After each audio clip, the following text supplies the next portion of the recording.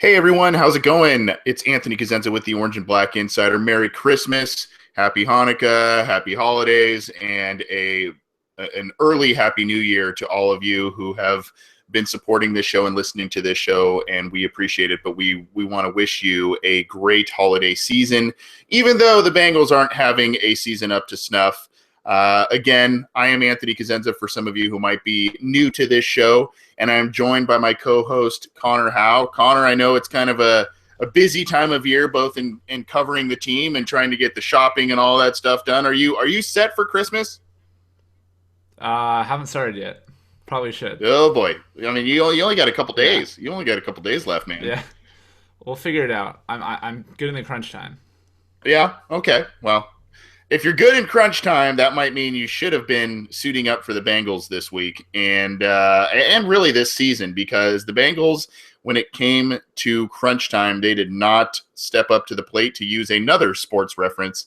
They hosted the Pittsburgh Steelers.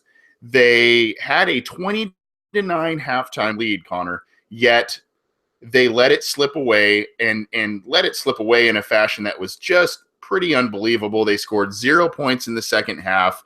They had, I think, 38 or 39 total offensive yards in the second half after thoroughly dominating the Steelers. And personally, it was a game that really, even though going into the game the Bengals playoff chances were pretty slim, you got the idea that they were playing very inspired football against a team that they always seem to not play well against. And they came out in that first half. They were firing, and it looked good, but they let it slip away in the second half. Aside from your general thoughts about the game, Connor, I want to ask you, do you think that this game, I mean, we've talked about the coaching, we've talked about all the kinds of mishaps that have happened throughout the year. Do you think that this game also is the one to point to when it comes time for the discussion of off-season coaching change? I mean, I think ultimately what it comes down to right now is that Mike Brown, I'm guessing, if I'm in his shoes, is guessing that this is a season of transition. So you put in Ken Zampese as the new offensive coordinator. You have new position coaches all over the defense, and who knows? Maybe they make a change or two in the coaching staff. I would guess Paul Alexander would maybe be the guy that they would, if they were gonna just axe a position coach, I'd guess he'd be the guy on the hot seat. But at this point, it pretty much seems like the coaches or Brown is kind of set in what he's doing. The coaches are pretty established at what they're doing. I can't really fault Gunther. I have to fault the offense for the second half. I mean, 0 points. It's the second time in the past few weeks, the first being against the Bills, that they had 0 points. And yeah, this is the first time that it seems like people are really starting to realize that the offense has been really abysmal because all of the blame just kept getting pushed onto Nugent. And so at this point, I think you just have to understand. I mean, I think you have to have faith in Zampese. You have to say, well, he did really good in the first half. The Bengals had outscored the Steelers 20-9 in the first half, and they did. And even if they only scored 20 points in the game and they had a really bad second half, they managed to do that without AJ Green, who has put up like consistently 100 yards a game against the Steelers, pretty much except for the first week this year they played. And so, I mean, ultimately, I just think that you kind of have to let it go and just say maybe things just didn't go right in the second half. And yeah, I mean, granted, Zampese isn't going to be perfect, but they had a really good first half and things were going well. And they did that despite the offensive line still not really playing up to par. Dalton hasn't been the same guy this year as he's been last year, and I think people aren't really. I think people are making a lot of excuses for him, but he hasn't been the same precision guy that he was last year.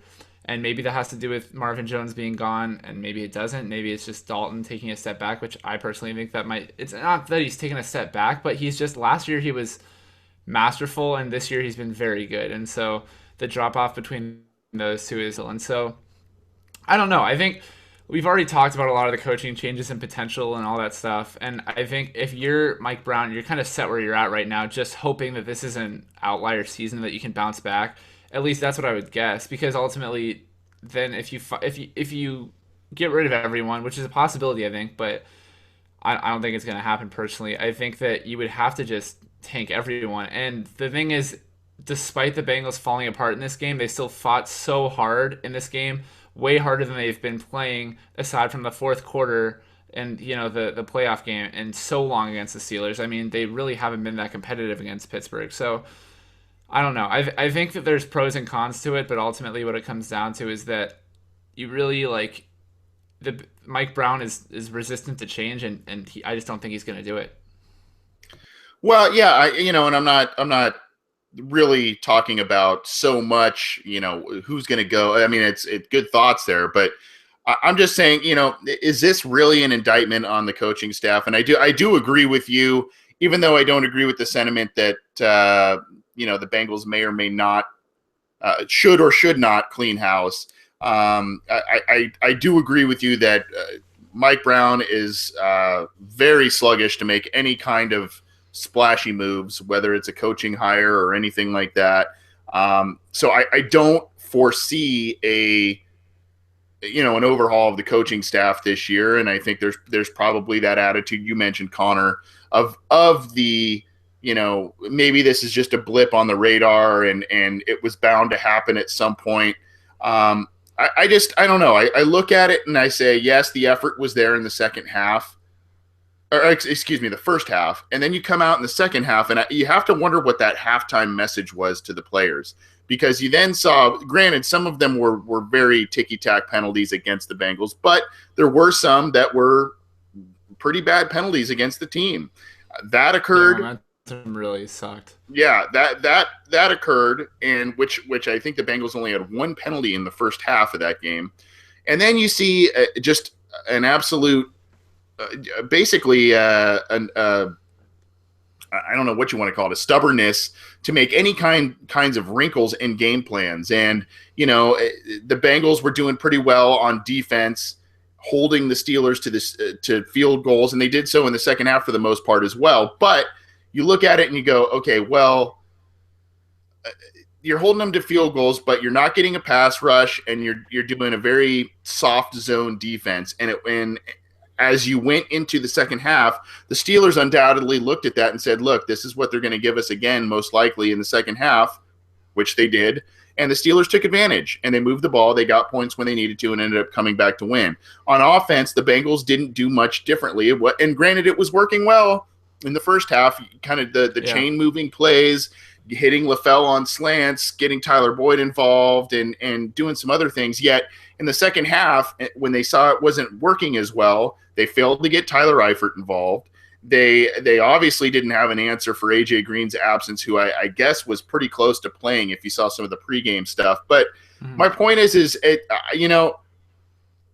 this staff just and this has kind of been a story for the entire year. This staff hasn't done well with halftime adjustments, and um, that's kind of what you make your reputation on as a coach in the NFL, being able to adjust in game, being able to adjust at halftime, whether things are going well and you stick with a lot of your same concepts, or things aren't going well and you have to kind of switch up the game plan based on what you're seeing. The Bengals have just never been good at that. Do you agree with that, or am I overreacting? I agree with the general sentiment. I think there's a couple of things that really stood out to me in the second half. And the first was that scripted plays versus unscripted plays was really, you could kind of tell that the unscripted plays really weren't working when the Bengals are put in those, Yep. third and longs or stuff where they don't have the traditional game plan and they have to, dial up one of those plays.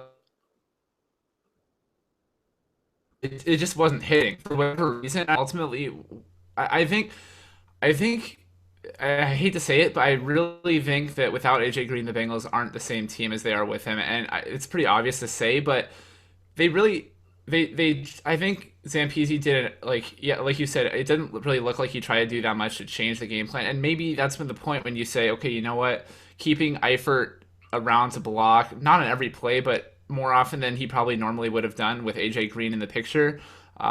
You just say maybe we don't do that. I mean, maybe we send him on more routes or whatever it is. But when you have an offensive line that isn't blocking an ineffective run game, and LaFell is your number one receiver, there's really only so much you can do. It's actually pretty impressive the Bengals were able to put up 20 in the first half. But I mean, that doesn't excuse the second half. And so I don't know. I just think that at some point it also just has to be come to understood that the team really was limited in that game, and I don't want that to be an excuse for the coaching staff. Like you said, they should do a better job. They really should have done a better job in a game they could have easily beaten the Steelers when if they just scored maybe one touchdown in the entire second half. And so I don't know. I just it was frustrating to watch and to just see the offense continually not put points on the board, punt, punt, punt, interception, whatever it is, and you just can't make excuses for that. I mean, you didn't have AJ, you didn't have Geo.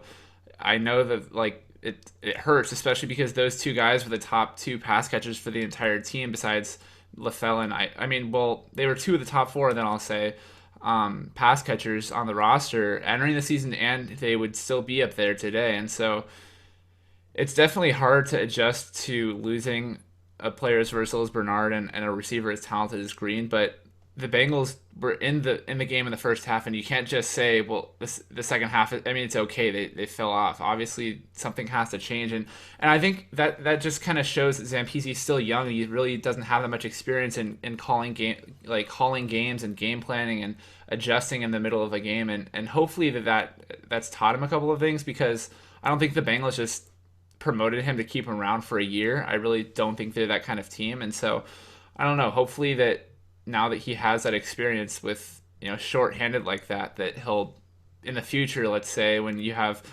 Green or Eifert out a game or two, that he'll be able to just adjust and understand this is what he should do on offense.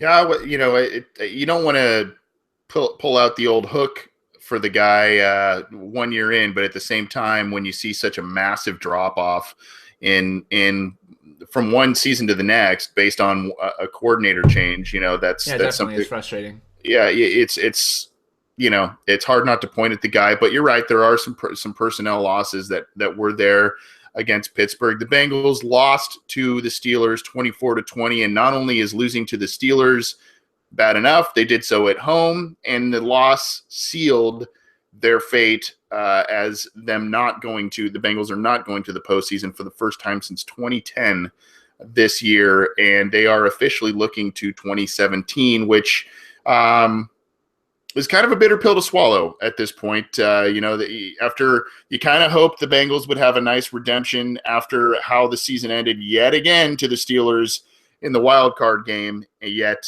they couldn't get it done this year. They couldn't get through so many things that came their way, and it's going to be a very, very interesting offseason. One, I hope, and I'm sure Connor to some degree would agree with me, one, I hope that is marked with some sort of change, whether it's a more aggressive approach in free agency and the draft, making sure you identify the proper needs on this team, because there are some that are popping up, and maybe even coaching, whether you're a Marvin Lewis guy or not. Whether you like some of the staff members that are there, obviously the discussion of coaching changes is there, and this might be an off season of even more change than we saw this year, but hopefully it's more for the better than it happened for the Bengals this year. But again, the Bengals now are, what are they now? 5-8-1, Connor? I've kind of lost track there. Yeah, they're probably that. I believe they're 5. Like yeah, if they have 5 wins, they're 5-8-1. Yeah. I think maybe they're 6-8-1. Might be 4-9. Yeah, I don't. I think they're 5-8-1. 5-8-1. Yeah, I'm pretty sure. That's the effect the Bengals have had on all of us. And especially when you got to tally up 3 different columns instead of 2. That too. When they plateau in January, it's not necessarily the best year for the Bengals. Yeah, I believe they're 5-8-1 at this point because they have two more games to play. One of which is against the Texans. That's on Christmas Eve, and we'll talk about that in just a second. But I do want to talk about something. Unfortunately, last week you couldn't join us, Connor, but Scott Schultze was with us.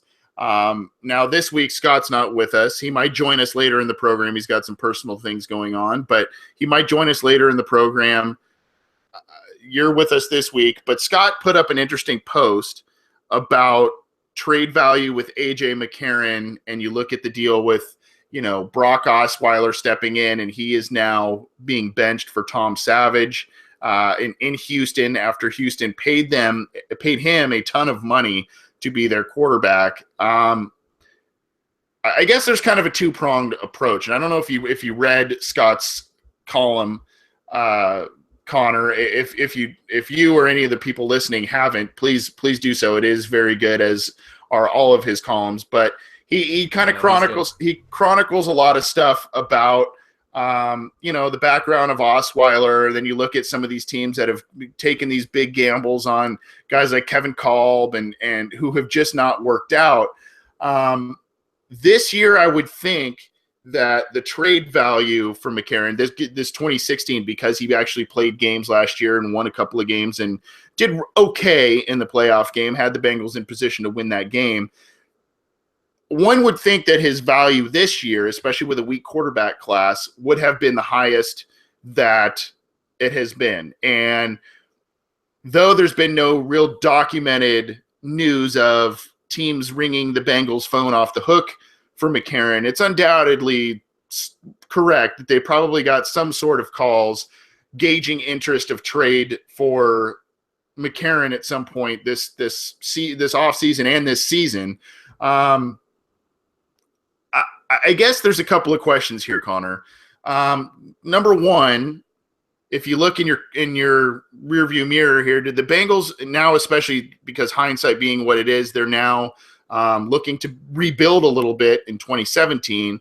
Should the Bengals have explored a trade option, say if, for the sake of argument, they had a third round pick on the table, second round pick, something like that, and do they need to maybe think about that this next year to accumulate draft picks and stockpile guys and maybe draft another backup quarterback? If you remember, they have Jeff Driscoll on the roster, who they seem to like. He's been on the active roster as a third quarterback all year. So what do you make of the situation here, both past and future? Yeah, I mean, I think McCarron's trade value hit an apex right around this time last year, or well, not this time, but like right after the season ended, when he, barely lost a playoff game. And granted, I don't think it was really McCarron that was pretty much Vontaze perfect. But that aside, McCarron, I think, is not as like high of a trade value as he was last year, just because of the fact that he hasn't played for so long, and Right. you have guys like the whole Osweiler thing really sucked for him, because it seemed like him and Osweiler were 1A and 1B in terms of like most desirable quarterbacks, and then Osweiler goes to Houston and puts up a stinker, and then you have Matt Barkley comes out of the woodworks in Chicago, and he's been playing pretty well this as of late at least, and so I don't know. And if you're the Bengals, you look at this year's draft and you probably have 10 or 11 draft picks with all those compensatory picks, probably Yep. three or four added into the formula. And so, like, I think the idea of trading McCarron would be awesome. I just don't think it's something that's going to happen, even with a Jeff Driscoll on the roster, unless they're really desperate to get another pick. And I would think they'd only be desperate to get another pick if they were going to try to trade up. But yeah, so in that case, I really just don't see it happening. I just don't see the fit. And I think the Bengals see McCarron as a guy who's probably going to make some pretty decent money in free agency, regardless of whether or not he gets that giant Osweiler deal. He'll still get pretty good money. He'll probably land him a third, fourth, or at the worst, probably a fifth overall, or a fifth round compensatory pick. So you might as well hold on to the guy who is still a reliable backup. And even if that means keeping Driscoll on the roster and holding him until after McCarron is done, and then you have, I think, 2 years of Driscoll.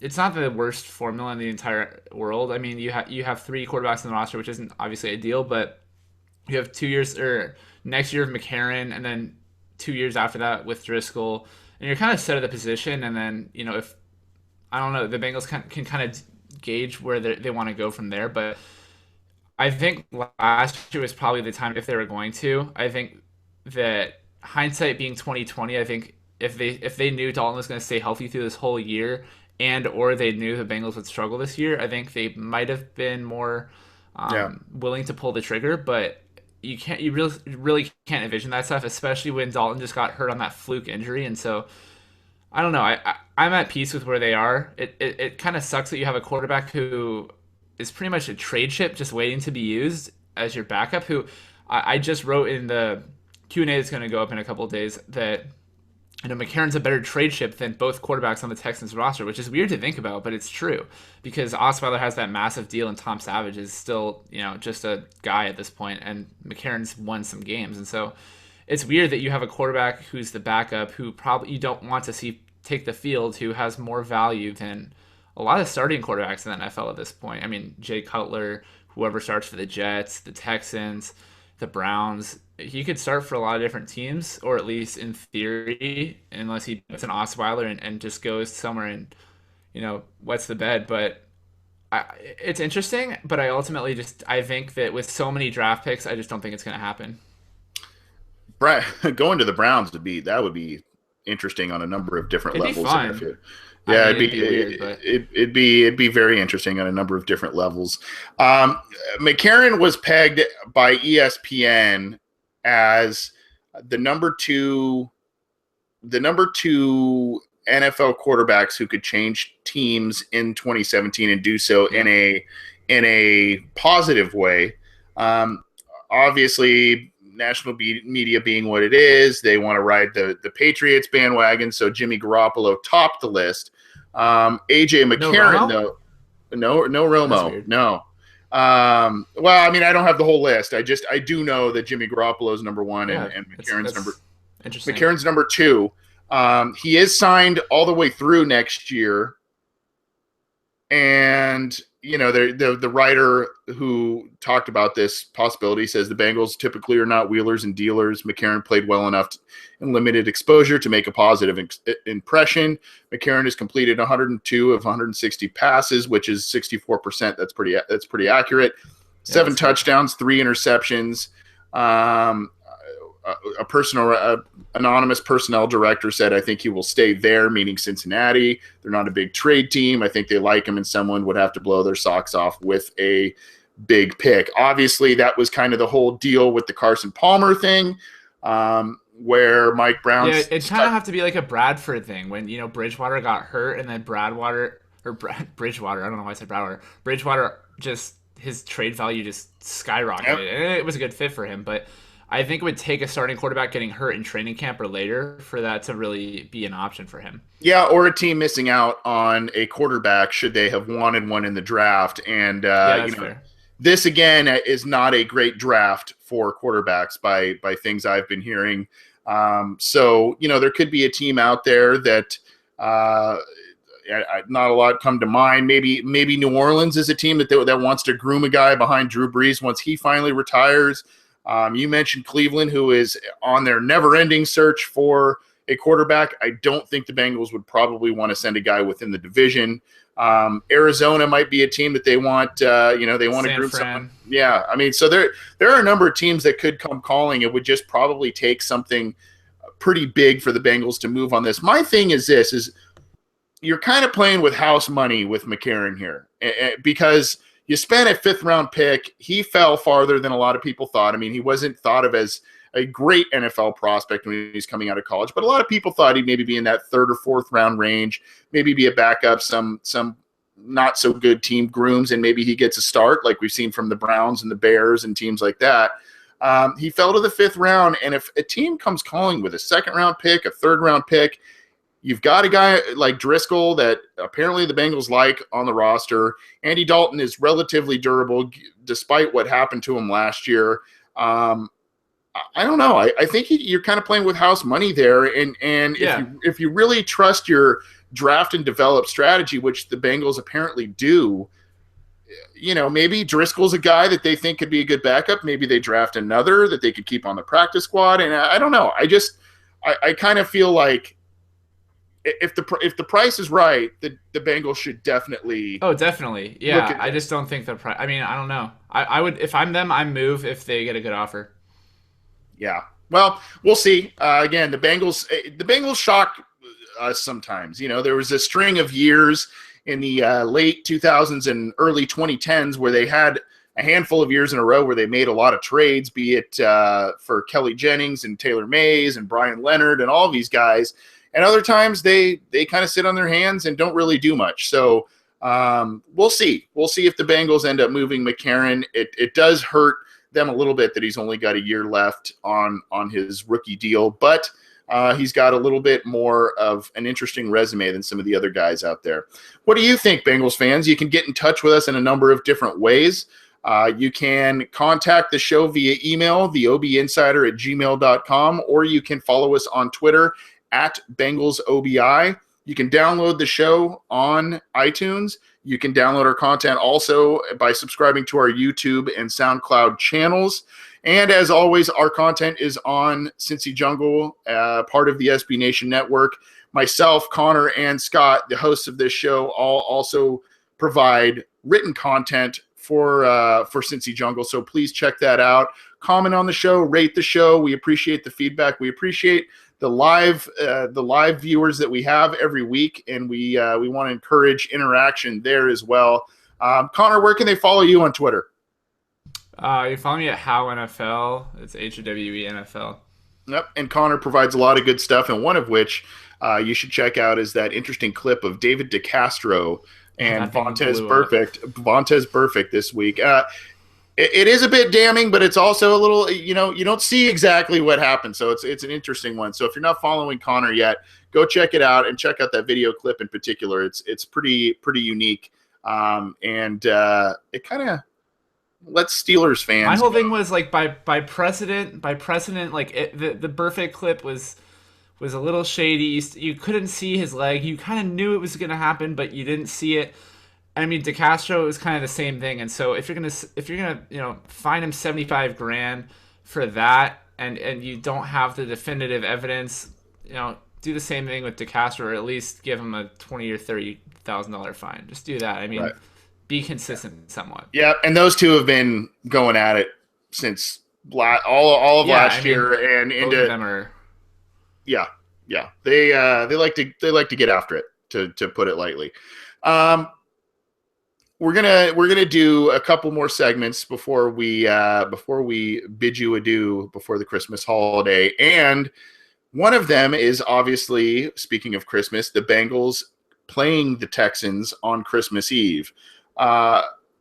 This one's in prime time, and this one's going to be really interesting to me because number one, the Texans are still in playoff contention here, and they've decided to move on from Brock Osweiler and go to Tom Savage very late in the season, and they're trying to ride a hot hand. Now, I wrote this in a post that'll probably be going up tomorrow, Friday, on Cincy Jungle.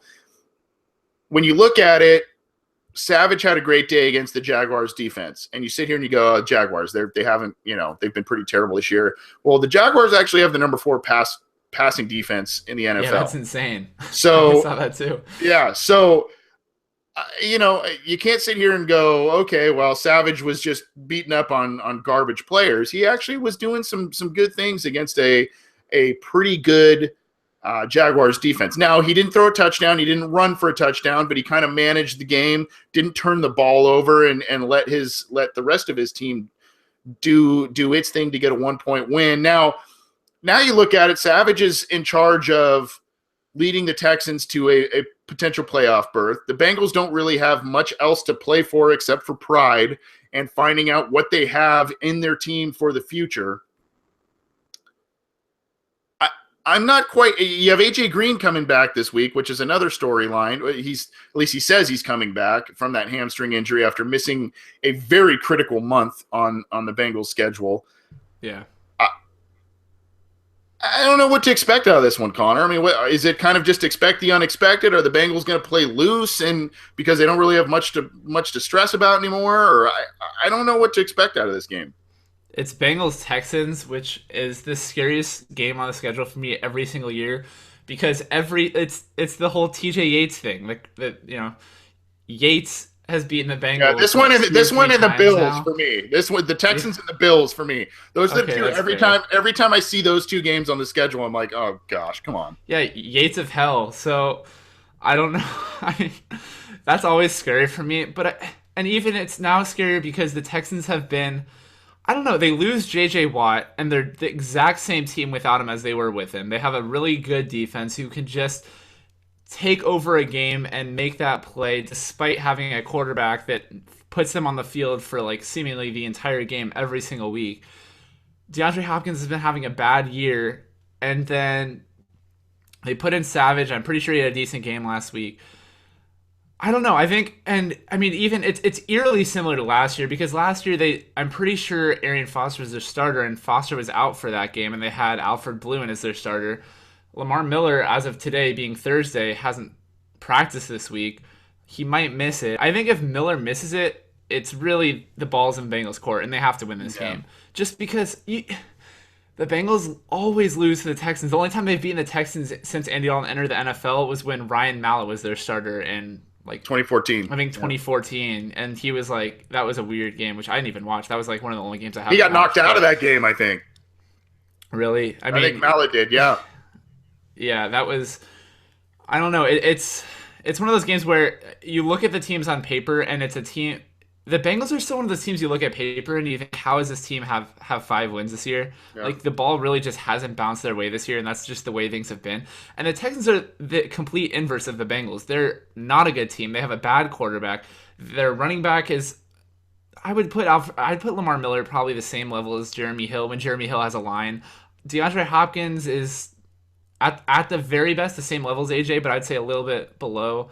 I'd say Brandon LaFell is probably better than any receiver behind DeAndre Hopkins on the Texans, even though they have Miller and Bryson Miller and Will Fuller, who are like, they're pretty good at what they do. They're still kind of niche players, and LaFell is a little more balanced, I think, than those guys. And then the offensive line, even on paper, the Texans I don't think they have a great line. I mean, I don't know. And then on defense, the Bengals have playmakers, and the Texans do too. And so I guess it's an interesting game in that sense, but it's just two teams, I think, that are pretty much the inverse of each other, in that the Texans have just barely squeaked out a win every single week in games where a lot of them they probably shouldn't have won. And then you have the Bengals who they played one of the toughest schedules in the NFL this year, and the ball hasn't bounced their way, that whether it be missed kicks or, just points left on the field in the red zone or defense when you drop. It's crazy. The Bengals are, I think, the top 3 team in terms of interceptions this year when they've dropped, I think, like 20 picks.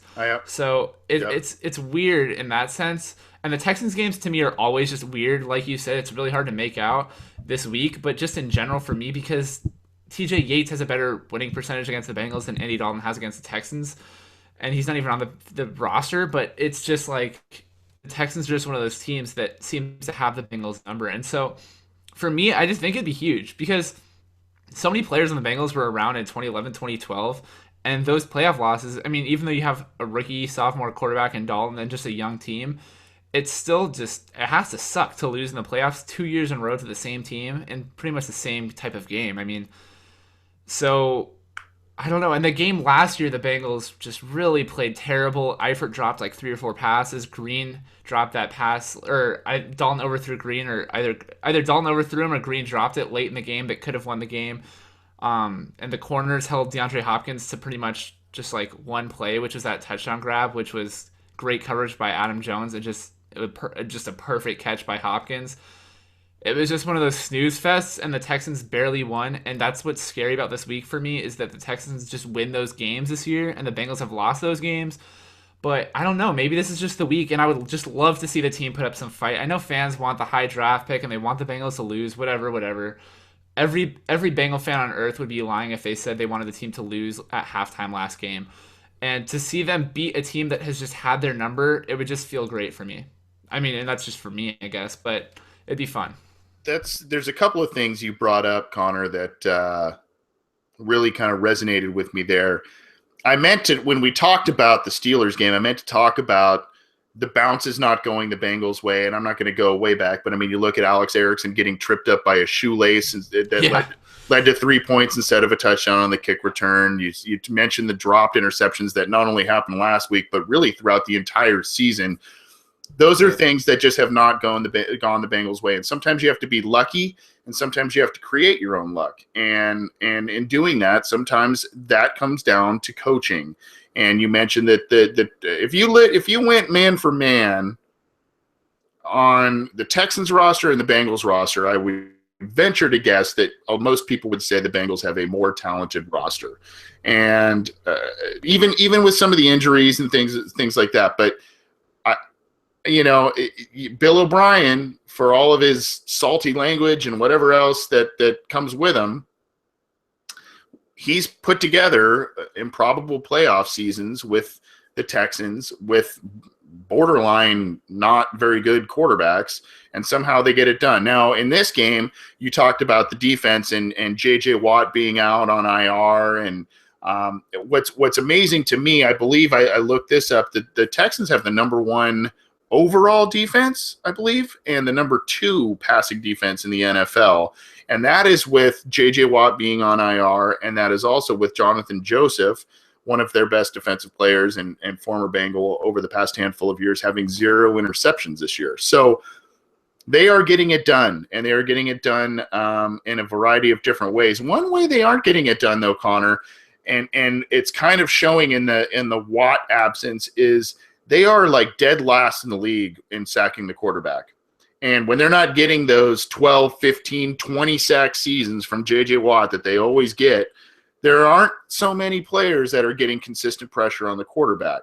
And that, to me, plays positively into the Bengals' corner because the Bengals' offensive line has been so poor against the pass rush this year. So one thing that does scare me, though, the Texans employ a 3-4 defense. The Bengals traditionally struggle against 3-4 defenses, whether it's giving up pressure or Dalton not really reading what they're doing in the back seven very well. So it's going to be an interesting matchup. I don't think it's going to be a blowout by any means because the Bengals haven't really been blown out this year, nor have they really blown out anybody with the exception of, I guess, the Browns. I don't know. I think this is going to be interesting. I'm also interested to see guys like, especially with some of these guys being injured. Nick Vigil might get a larger role this year or this week. Josh Shaw, who has been getting more reps of late, will probably be getting more reps. You'll probably see Darqueze Dennard, I think, a little bit, even though the Bengals didn't really use him at all on defense last week. There's going to be a lot of young guys out there, not really. Marvin Lewis will still play as veterans, and the starters will start, and all of those guys. But there's gonna be some youngsters in there. And one thing again for me that kind of, and I want to ask if this worries you a little bit, or if you're more interested in a positive way, Connor. There's a possibility that Jake Fisher is your starting right tackle this week, Cedric Ogbuehi is your starting left tackle, and Andrew Whitworth is your starting left guard as Clint Bowling is nursing a shoulder injury. Does that worry you, or are you more excited because that could be something that we see in 2017? Yeah, I mean, I think it's really rough to see anyone get hurt, especially Bowling, because you know that Bowling is the one guy who is going to start on the line next year. He's the one guy who's penciled into his starting role. I mean, I guess Bodine is too, just because he has improved this year, but fans don't want to come to that. They don't want to really admit that, I guess. But just, I mean, for all intents and purposes, Bowling is really the one guy who's under contract next year, who's like a guaranteed start on the line. And so it's weird you're taking that guy out of the lineup, and so now you have, like you said, it's probably going to be Ogbuehi, Whitworth, Bodine, Zeitler, Fisher, which is, it's weird and it's scary because Ogbuehi was really bad on the right side, but I still just kind of love it, and in a small sense because you just have what the Bengals had been hoping for a while. And it's not ideal. Both guys who are probably going to play tackle this week have struggled wherever they've been playing, and pretty much any snaps they've been playing. But not that they haven't been, the worst in the NFL. I think there's probably been worse tackles than both of them. Maybe not Ogbuehi, I'm not sure, but it's scary. But on the bright side, Ogbuehi can't get worse than he was on the right side, and that's kind of where the Bengals seem to have been hoping he'd play. And you get to see what Whitworth could be like on the inside, especially if Zeitler just gets some massive offer and free agency from, and the Bengals just ultimately don't want to pay him, which I hope doesn't happen, but you just never know with things like that. It would be interesting to see if Whitworth is still able to kick inside and play guard like he did in 2013. And then just to see what if Zeitler just brings his A game and really finishes off the year strong. I mean, he had a really good game last year, and so maybe he just keeps on really playing at that dominant level he's been playing and earns himself a new contract, hopefully in Cincinnati. But I think, kind of like you said, it's fun and it's interesting. In the same sense, I think the Texans' pass rush is a little bit undersold. I mean, granted, they haven't put the sacks together, and that counts for something.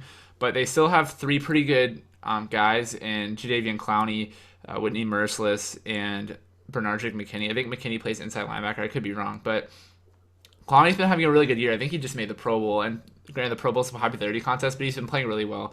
Merciless is one of the most perennially underrated pass rushers. He's not Yeah, like he's a good player. an elite He's a good player by player. any means, but he's definitely good. And so it's scary in that sense that you still have guys who are capable of taking over a game. Granted, they haven't been the consistent guys like Dunlap or the other guys who are generally in the Pro Bowl every year. Ryan Kerrigan or Cam Jordan, Michael Bennett, whatever it might be.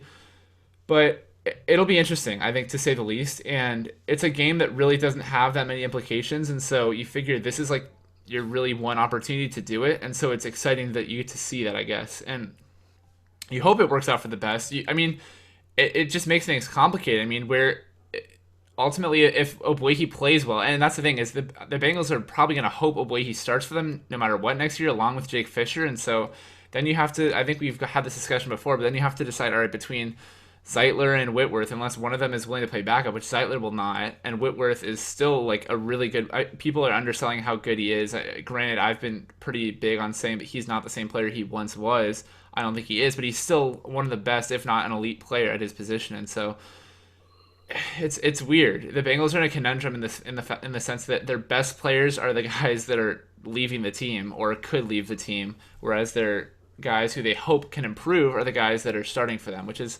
definitely weird. And it's strange that Bengal fans are always very hopeful that the team will play some of the young guys, and then the offensive line, they have been playing the young guys and it hasn't been pretty. And so maybe you kind of understand a little bit more why they're so hesitant to do so. Or maybe it's just, maybe it's just an anomaly, and the younger players will have a better impact at other player positions across the board. Yeah, I mean, it'll make the game more exciting, I guess. It's going to be an interesting year in 2017 to see what the Bengals starting offensive line looks like. If the Bengals shell out the money to Kevin Zeitler, or if they decide to keep Andrew Whitworth around and maybe kick him into guard. Is Cedric Obuehi a guard? Where does Christian Westerman fit in? The guy they supposedly like. So it's going to be very interesting to see how the Bengals offensive line looks next year. That being said, you might get a little bit of a glimpse of that this week against the Texans. And, you mentioned the Texans, some of the guys not named J.J. Watt playing well. That's what you get that's the kind of defensive unit you get when you draft a bunch of good players. I believe Merciless was a first-round pick, if I'm not mistaken. I know Jadeveon Clowney was, what was he, number 2 overall? You have Watt, who was a first-round pick. I mentioned Clowney was number 1, I think. Yeah. Oh, number McKinney 1 overall. McKinney was a first or second. I think McKinney was. Yeah. And then they've got Joseph, who was a Bengals former first-round pick. So they've got a lot of high-round picks on defense, and that's why that defense is so tough. Connor, real quick before we get into our last segment here, do you have a score prediction for this game? I'll take the Bengals. I always do, but I legitimately think they have a chance to win, and especially with Green back, I think that really, really makes things easy for them. Their biggest issue in the past has been offense, or at least in the past few weeks, and so I'll take them 21 to 13. Okay, 21 to 13. To kind of pat myself on the back a little bit, I've been largely in the lead in our weekly pick'em pool that you put together, Connor. You've been murdering it. It's scary. Yeah, and it's kind of funny because every week I look at it, I'm like, God, I wish I put some money on some of these things and picked the same way. I'd probably be doing pretty well. But if you I don't have my track record in front of me, but if you probably look on how I've picked the Bengals on this show, my record's got to be really poor. So I don't even know what to pick here. I'm going to say the Bengals lose, and just because I don't think this is not a venue they've played well at. Um, that defense is going to be hard for the Bengals to make a lot of plays, especially with Jeremy Hill banged up, AJ Green just coming back potentially, Giovanni Bernard out of the lineup. I think it'll be close. I'll say 17-14 Bengals. Or excuse me, 17-14 Texans. I guess in Um, that sense, it's good that this year's the year that the Bengals are having a down year and it's at NRG Stadium because if the Super Bowl happened and they managed to get there, that's the one venue they can't really play that they well can't at. win. Yeah, they can't win. So exactly. All right. Well, those are our thoughts on the Texans game and our score predictions. If you have a prediction, send them our way. We're on Twitter at BengalsOBI. You can get in touch with us via email, theobinsider@gmail.com. Again, you can subscribe to our YouTube and SoundCloud channels, download us on iTunes, and check out this show as well on cincyjungle.com. We appreciate the support. One final segment before we get out of here, Connor, and it revolves around the fact that we are – I guess it's just because I'm a little older than you, but this year flew by, and No, it flew by for me too, I think. yeah, I mean some of it positive. Maybe the negative is the fact that the Bengals didn't play so well this year, but we are on the cusp of 2017. We're going to be celebrating Christmas here, and we're going to be celebrating the new year in just over a week. So let's kind of say, Thanksgiving's kind of the time to be thankful and what have you, but so is Christmas. You have a lot of people have a lot to be thankful for, whether it's friends, family, the holidays, gifts, giving gifts, the whole thing. And it's also a time for a lot of people to turn the page and try and better themselves for the new year. So we're going to kind of do this with a Bengals spin. We're going to talk about First, I'm going to ask you, Connor, what was the best moment of 2016? You kind of, when we were going on the air, you kind of tried to cheat a little bit, and you mentioned Vontaze Burfict's interception against Ben Roethlisberger in the wild card game when he ran into the tunnel, which technically was 2016 on the calendar, but not really the Yep. 2016 Bengals season. And if that game was any indication as to how 2016 would go for the Bengals, we should have probably read the writing on the wall. But there was still a lot to like this year. What are one or maybe just a couple of short ones of some of the best memories you have so far of the Bengals season with 2 games remaining? Yeah, there's definitely a few. I think if you're going like where my in the 2016 season, like where the pinnacle of my excitedness was, I'd probably say on that Marcus Hunt blocked field goal in the Jets game Oh, because I think man. that is like the highest I was riding on this team. That's the last time I was You like, just wanted to be right let's about that. go. You just wanted Well, to be right. yeah, no, I definitely just wanted to be right, but that was also like the one that was like the last time. I mean, week 2, 3, I think 4 they lost, and so that was really like the highest I was on this team, and the entire year was like right when he blocked that field goal, and you're just like, or the I think it was extra point, and you were just, oh, the Bengals are gonna beat the Jets on like 9/11 in New York. What a huge deal, Yeah. and this is gonna be a huge year for the Bengals, and that's kind of where, I mean, that's like my pinnacle of the season. But I would say like the best memory, it's hard. There really weren't like any huge. I mean, there weren't like last year. If you're going regular season, the easiest one would have easily been that AJ Green touchdown against the Ravens when he, just made something out of nothing and broke those 2 tackles for the game when he touchdown or whatever. But this year didn't really have, I guess, at least in from where I'm remembering, those many plays. At least in games that weren't against the Browns.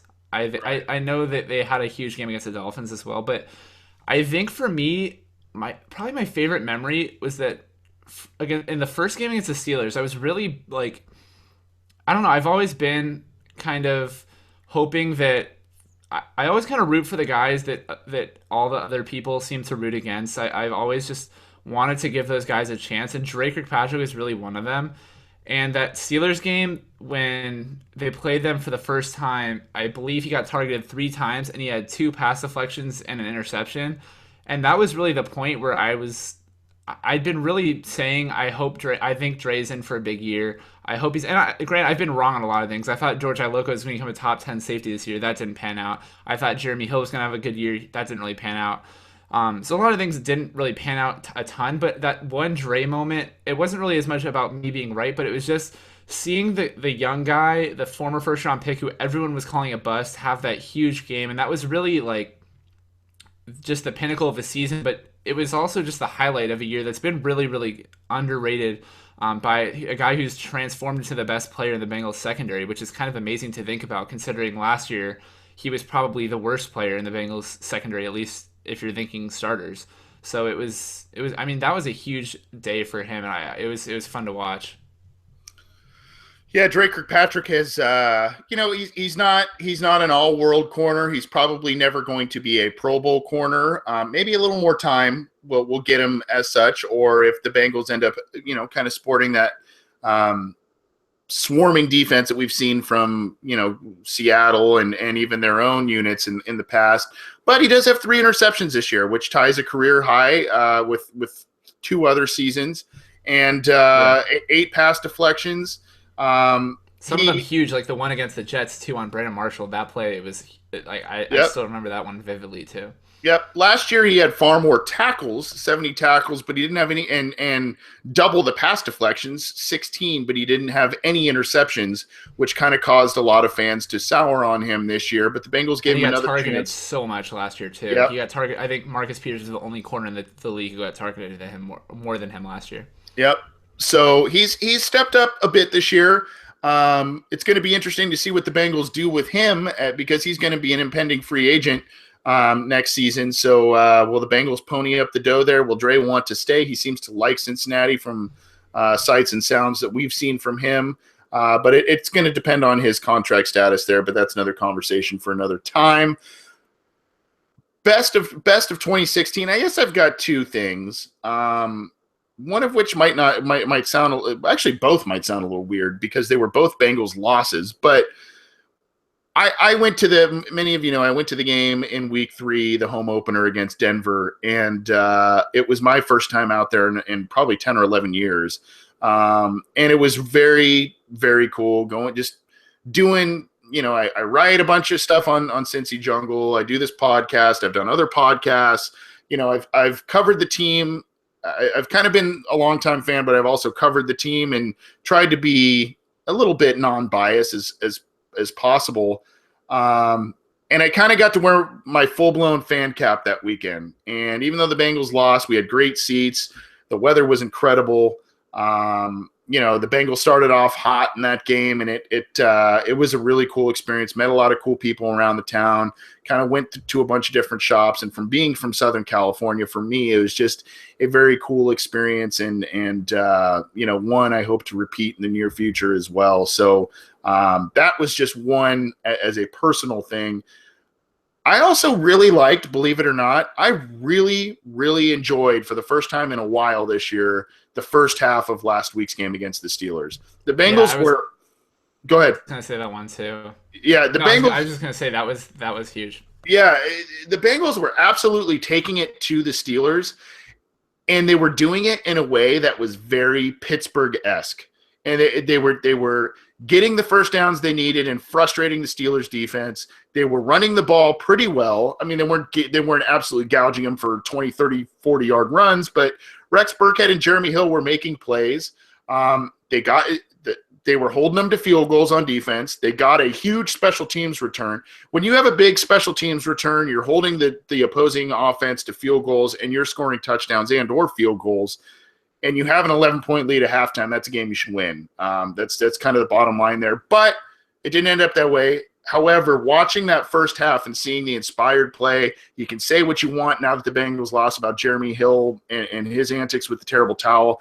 I personally loved it because I have zero respect for Steelers fan base. That's just me. Yeah, no, I loved it. So I really, that was a memory, and it was on a week, as we mentioned earlier when we reviewed the game. It was on a week when the Bengals really needed to win, and regardless if they got the help or not, they came out in that first half and they really took it to the Steelers in a way that was very Steelers-like. And it's unfortunate they couldn't do it for 4 quarters. It's unfortunate that it was a similar type of result to what happened to the same team in the wild card game, but I did like those first 2 quarters. Now, Connor, looking ahead to the future. If you're the Bengals, if you're Mike Brown, if you're Marvin Lewis, and you actually stay with the club this year, what is your 2017 New Year's resolution for the Bengals as they try and recover from this um, what could be a anywhere from a 5 to 7 win season? Yeah, and just to add on to what you said in the last like the Steeler game, that Erickson return was the loudest I've cheered for this team in the entire year since at least the Jets game or the entire year. That one play when he broke off, he just never really got that play that he was able to break. And he's one of the top 10 I think kick returners in the NFL this year in terms of yardage per kick return. But that one when he just it was like 70 something yards, and it looked like he tripped himself to prevent the touchdown. I mean, the guy got that a was freaking just shoelace or something. I mean, it was unbelievable. But it was he is a that guy. was a To your huge play. point, he is a guy that his step.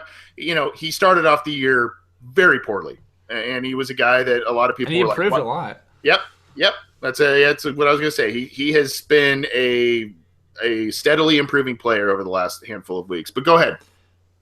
Yeah, so in terms of New Year's resolutions, um, I mean, I would love to just put on my Madden hat and say, sign Alshon Jeffrey, sign every big name free agent possible, and trade for trade your seventh round pick for Earl Thomas, and just pick up Tom Brady off waivers. But that's just not the way it works. No, And so, if we're going like realistic scenarios here, and I'm the Bengals, it's really not that big of it's not a hot free agent class. It's really not. There's some there's a lot of niche like receivers who have speed. I know you have I couldn't name you the guys, but there's a lot of receivers who have kind of just been flame outs from other teams, and Michael Floyd was one of those guys before he got picked up off waivers by the Patriots, which I'm glad the Bengals didn't go for him because it didn't Side seem like note, that would have side worked. note, Patriots get lauded for a move like that. Bengals would have been absolutely dragged through the mud They if would they have kind gotten of got it. reamed for Yes, that. Yeah. yes, Oh my yes. gosh. That's the NFL Um, these days. Yeah. Yeah, and people are saying Rex Burkhead's going to go to the Patriots. And, I don't know about that. Just because he's white, it doesn't mean the Patriots need Rex Burkhead when they already have Deion Lewis. Doesn't make sense to me. But anyways, that aside, I was just kind of out of nowhere. If I'm the Bengals and you're picking in the top 10 probably. I'm going either defensive end or linebacker. Those are the two positions. There's gonna be a guy at one of those two positions that you Yeah. pick there. That's what I'm saying. If I'm the Bengals, you pick a guy who's a defensive end or a linebacker. I'm hoping it'd be a Jonathan Allen, a Miles Garrett at defensive end, maybe even the guy from Tennessee. I think his name's Derek Barnett. Yep. But inside linebacker would be nice too. Zach Cunningham or Reuben Foster. One of those five guys, I would love. And I mean, receiver wouldn't be the end of the world. I love Corey Davis or Mike Williams or maybe even John Ross, but one of those five, either linebackers or DNs, those are the two huge glaring positions of need the Bengals haven't really had in a long time. The Bengals, every single draft, seem to not really have any positions where you absolutely have to take a player at this position. But here in 2016, I think, or in the 2017 draft, you have to take a linebacker or defensive end high. Even if Nick Vigil ends up panning out, it just the way Paul Gunther's defense works, it would never hurt to have another speedy linebacker who can make plays. I agree with you, and mine's more of a macro. You got a little more specific than I am going to with my Bengals 2017 New Year's resolution, but it does involve the draft. Part of what I'm talking about does involve the draft. The Bengals need to do two things. They need to be far more aggressive and not be scared to be aggressive or make changes. And they need to do it'll what that will do is instill a reinvigoration of the fan base, if you will. I mentioned I was at that Broncos Bengals game in week 3, and you felt it in the stadium when the Bengals fell behind. You heard the sighs and the exasperation, and these fans are tired of the same type of thing, myself included. Whether it's losing games against these teams you shouldn't lose against, or never really getting past the big boys, never really getting past the postseason hump. You need to start doing things to create a team that will do that. Now, obviously, maybe it takes a top 10 pick and getting a dominant pass rusher that will help you do that. There is never a problem with getting a dominant pass rusher. And now you have Andrew Billings, who is a supposed to be a pretty solid defensive tackle who will be coming back next year. So if you add in a good pass rusher to, Carlos Dunlap, who's still producing, Michael Johnson, who kind of is not, but you have a young pass rusher with those guys. You have Andrew Billings, you have Geno Atkins. All of a sudden, Maybe one Marks player there. Hardison too. Yeah, yeah. So things like that, but they need to do more in the draft, and they need to do more in free agency. They need to move. They can't be stagnant. And I think that I wrote a post about this a couple weeks ago, and I'm more of a free agency guy than many others, and I'm not the guy who says you got to spend, you got to go get the Ndamukong Suhs of the free agency class every year, because that undoubtedly, though it's working out for the Dolphins now, I mean, we've seen other teams that do that and it doesn't work. You need to draft well. You need to move and shake in the draft. You need to move up and back in the draft. You need to make sure you hit on those players, but you also need to do enough in free agency to round out your roster. And the Bengals have continuously not moved up in the draft and have been leapfrogged by a number of other teams for players they probably wanted because they sat there. And they haven't done anything in free agency except pick up the scraps and get guys on cheap deals. And you can get by on that for a while, but you can't consistently build a championship team in doing so. There's examples of both that people can throw out, many of which are outliers, but this team needs to do something different and be different than it's been over the past, I don't know, 10 years, 15 years, however long it's been, to be a different type of team, to be, a more aggressive, a more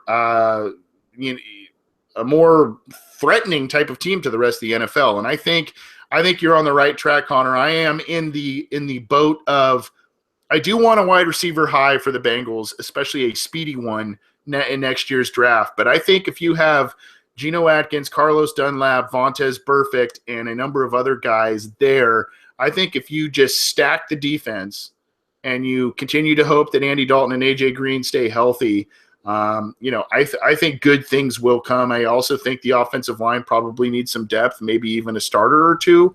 But I think they need to be flexible, and they need to be more aggressive than they have been in years past. And that's my New Year's resolution. I hope, because I know he's watching live, I hope Mike Brown takes my word for it. Those are our New Year's resolutions. I was just going to say that on that same note, you look at a team, and it doesn't, the free agent spending, I totally agree with you there.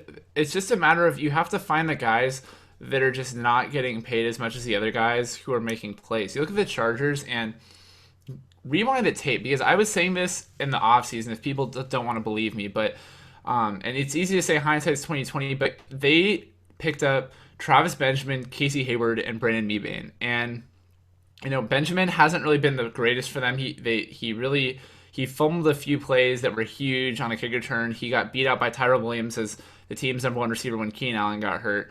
That being said, he'd be a huge number 3 for them if Keenan Allen and Tyrell Williams come back healthy. He's what the Bengals really could have used. But you look at Casey Hayward, and the dude leads the league in interceptions. He completely shut down Amari Cooper last week like it was nothing. And I don't want to be like, pat myself on the back, but I saw it coming. The guy's at 26. I think he was 26 when he hit the free agent market. He had a huge year in Green Bay. It was the best slot corner in the NFL, and the Chargers got him for one of the most reasonable deals in all of free agency. Then they added Brandon Mebane, who I have no idea why he didn't re-sign in Seattle. I know he signed in San Diego because it was close to his hometown of LA, but he was a huge playmaker before he got put on IR.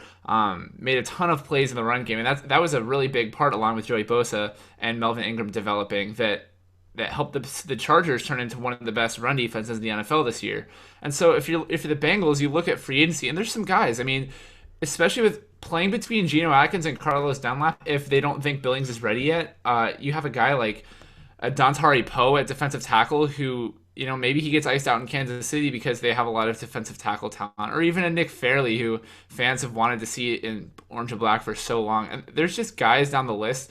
There's not really a lot of top tier free agent talent, not even probably as good as last year, like I earlier mentioned, especially at receiver, where a lot of fans want to see um, free agents, just because I think fans really like those flashy signings. But for all of that being said, I think the Bengals are still. It's weird that a 5-win team is set at so many positions. Obviously, they have to re-sign at least one of Whitworth and or Zeitler, and then hopefully that line, the starters at least are set, and then you have a guy like Westerman who could potentially be the first guy off the bench. But you have Green, and you hope LaFell signs on a team-friendly deal. If you're the Bengals, probably you have Tyler Boyd and Cody Core, and that kind of seems like your receiver core with. Then you have tight end where you're set. You have running back who hopefully you get Burkhead or maybe you get another guy there because you're probably gonna have the roster space if Burkhead gets a nice contract from someone to play as the starter, the number two. And then on defense, like I was just saying, if you're the Bengals, you hope that Billings is that guy who fills in for Domata Peko. And then from there, you really only have positions of depth, or maybe if Vigil isn't the guy, a guy next to Vontaze Perfect in nickel packages at linebacker. But from there, even if Dre leaves, which you hope he doesn't, you have a ton of first round corners ready to take those snaps. And then you have safeties who, Iloka and Sean Williams, you're hoping are going to be even better this next year than they were this year. And this year they weren't terrible. They weren't great. They were kind of in the middle. But those guys both have high ceilings. And so, I mean, from there, you hope the Bengals maybe sign a kicker in free agency. That would be like the one thing I would really, really want them to sign. And maybe even a punter if I don't know if Huber's under contract. I think he's under contract for next year. But there's still not a lot of needs, which is surprising for this team. And so it'll be interesting to see what happens. But I totally agree with you. I think being aggressive is definitely something they need to do more of. And I think that starts with maybe just getting more aggressive in the draft and trading up if they see a defensive end there they like, or making that ballsy move and taking a linebacker in the top 10, even if he on draft boards isn't in the top 10. I mean, it'd be interesting. Yep, you got to get the guys you want. I mean, that's the bottom line. And the Bengals, either they in free agency they'll have a visit and maybe they deem the player wanting too much money than they're willing to spend, or they've got overconfident in the draft and they said, let's sit back and see who falls to us regardless of position. And there's undoubtedly every team, no matter what, has a handful of guys they really, really like in every draft class. And sometimes to get that player, you have to sacrifice picks, you have to move around, you have to do things. The Bengals just they what they've done has worked to an extent, but it's not working to its maximum potential. So in that respect, if you're looking at the football team as a business, you have to make different decisions and you have to have a different approach in order to get your business to the level that everybody wants it to be at, which is a championship level. So that's my resolution. You had a good one as well. I think both of ours kind of tie into each other, Connor. If any of our listeners, if you guys have New Year's resolutions for the Bengals, we would love to hear them, and we'd love to do it on our next, put them on the air for the next show as we head to the new year. And, we'd love to hear from you. So let us know. Again, email the obinsider@gmail.com, on Twitter @BengalsOBI. You can leave a comment or whatever on SoundCloud, YouTube, iTunes. We also read the comments on the Cincy Jungle post, so check those out. But we want to hear from you and let us know what your 2017 Bengals resolutions are. We're going to close up shop. I want to say again, Merry Christmas, Happy Holidays, whatever holiday you might be celebrating this time of year. Please be safe. Please have fun with friends and family. And thanks again for making this a fun. Even though the Bengals haven't given us as fun of a year as we have hoped to do, I know I can speak for Scott Schulte, who is not with us tonight. I know I can speak for him and probably Connor here to say that this has been a fun experiment for us to do this new show. And we've had a lot of support both from SB Nation and Cincy Jungle, as well as all of the listeners. And we greatly appreciate that. There's a lot of work that goes into this, both from all of the co-hosts to people at Cincy Jungle and all of that. So we're grateful for that. And we're grateful for you to spending time to view us live, download our show. We're very flattered and we're very grateful that you support us. So thank you very much. Have a great holiday season. Connor, anything else before I get out of here? No, just happy holidays, whatever you celebrate, and thank you.